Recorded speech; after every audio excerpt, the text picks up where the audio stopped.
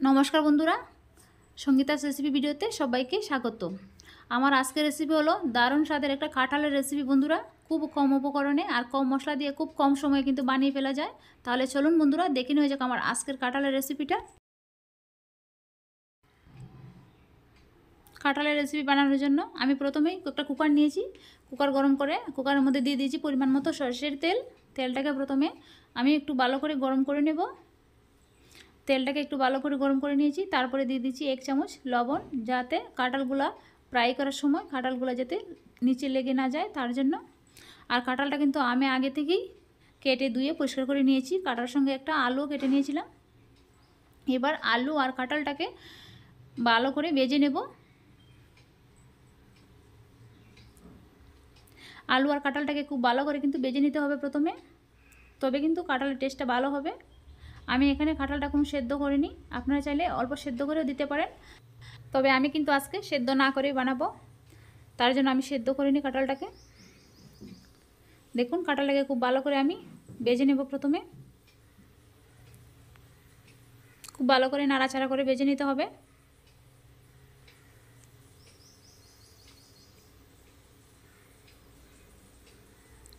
দেখুন নাড়াচাড়া করে ভেজে নিচ্ছি কাঁঠালটাকে। আর কাঁঠালটা কিন্তু আমার ভাজা হয়ে গেছে, আর বেশি ভাজতে হবে না। এখন আমি নামিয়ে নেব কাঁঠালগুলোকে। দেখুন কাঁঠাল আমি নামিয়ে নিচ্ছি। এখন কুকারের মধ্যে দিয়ে দেবো আরও অল্প সর্ষের তেল। আমি কাঁঠালটা কিন্তু একদম সর্ষের তেলে বানাবো, আপনারা চাইলে সাদা তেল দিয়ে করতে পারেন। তারপরে দিয়ে দিচ্ছি 2টো শুকনো লঙ্কা আর 2টো তেজপাতা। তারপরে দিয়ে দিচ্ছি কিছুটা গোটা গরম মশলা। এবার গোটা গরম মশলা, শুকনো লঙ্কা, তেজপাতা এগুলোকে একটু ভেজে নেব। একটু ভেজে নিয়েছি। তারপর এর মধ্যে দিয়ে দিয়েছি পেঁয়াজ কুচি। বড় সাইজের 2টো পেঁয়াজ কুচি করে নিয়েছি, পেঁয়াজ কুচি দিয়ে দিয়েছি।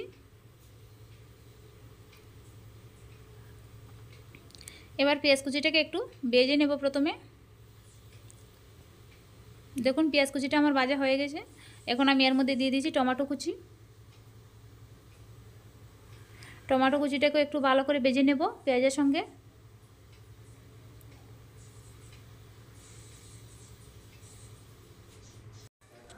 দেখুন টমেটো কুচিও আমার খুব ভালো করে ভেজে নিয়েছি।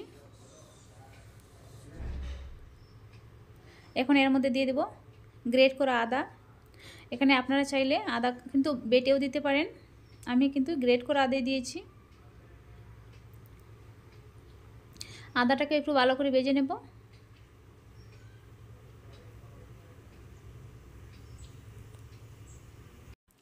আদাটাকে খুব ভালো করে ভেজে নিয়েছি। তার মধ্যে দিয়ে দিয়েছি এখন 1 মুঠো রসুনের কোয়া। আপনারা চাইলে কিন্তু রসুনটা বেটেও দিতে পারেন। আর দিয়ে দিচ্ছি কয়েকটা ছোটো ছোটো পেঁয়াজ, গোটা পেঁয়াজ দিয়েছি। এবার সবগুলো উপকরণ একসাথে খুব ভালো করে আমি ভেজে নেব।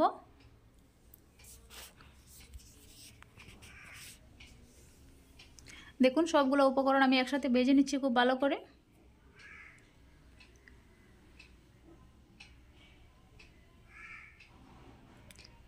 ভেজে নেওয়া হয়ে গেছে। এখন আমি এর মধ্যে দিয়ে দিচ্ছি পরিমাণ মতো হলুদের গুঁড়ো। হলুদের গুঁড়োটা দিয়ে আবার একটু নাড়াচাড়া করে ভেজে নেব।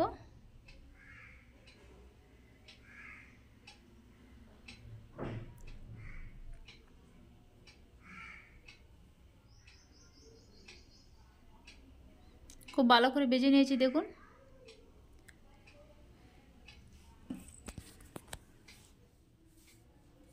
এখন আমি এর মধ্যে দিয়ে দেব 2 চামচ ধনে গুঁড়ো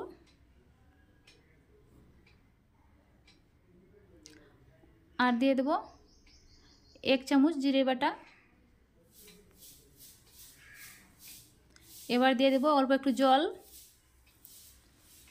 তারপর মশলাটাকে খুব ভালো করে কষিয়ে নেব।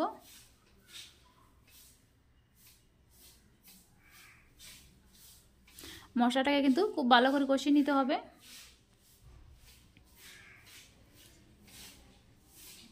এখন আমি এর মধ্যে দিয়ে দিয়েছি শুকনো লঙ্কার গুঁড়ো পরিমাণ মতো। এখন আবারও কষিয়ে নিচ্ছি খুব ভালো করে।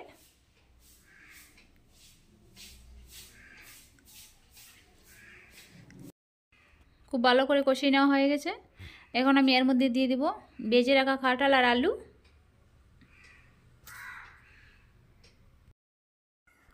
কাঁঠাল আর আলুটাকে খুব ভালো করে মশলার সঙ্গে কষিয়ে নিতে হবে। মশলার সঙ্গে খুব ভালো করে কষিয়ে নিয়েছি। এখন আমি এর মধ্যে দিয়ে দেব পরিমাণ মতো লবণ। লবণ দিয়ে আবারও কিছুক্ষণ কষিয়ে নেব।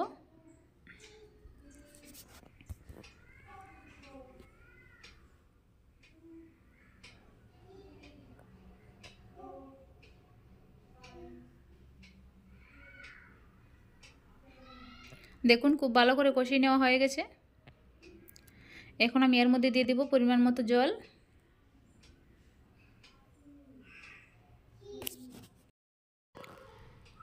জল দিয়ে আমি নাড়াচাড়া করে নিচ্ছি। এখন আমি ঢাকনা লাগিয়ে একটা সিটি দিয়ে নেব মিডিয়াম ফ্লেমে।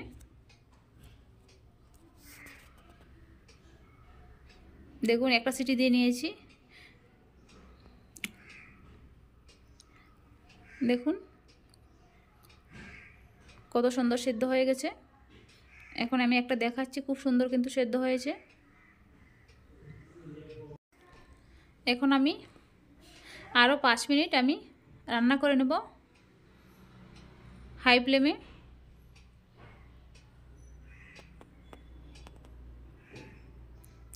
দেখুন আরও 5 মিনিট আমি রান্না করে নিয়েছি হাই ফ্লেমে। এখন আমি এর মধ্যে দিয়ে দেব 1 চামচের মতো গরম মশলা গুঁড়ো।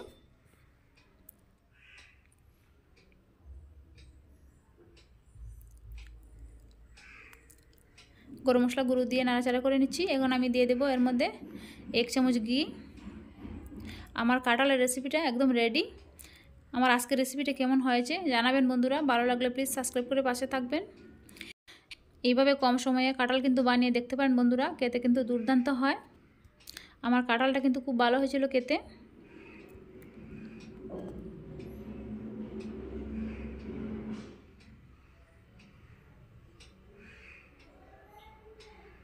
তাহলে আজকের মতো বিদায় নিচ্ছি। দেখা হবে অন্য কোনো রেসিপির সাথে। ভালো থাকবেন, সুস্থ থাকবেন আর প্লিজ আমার পাশে থাকবেন। ধন্যবাদ।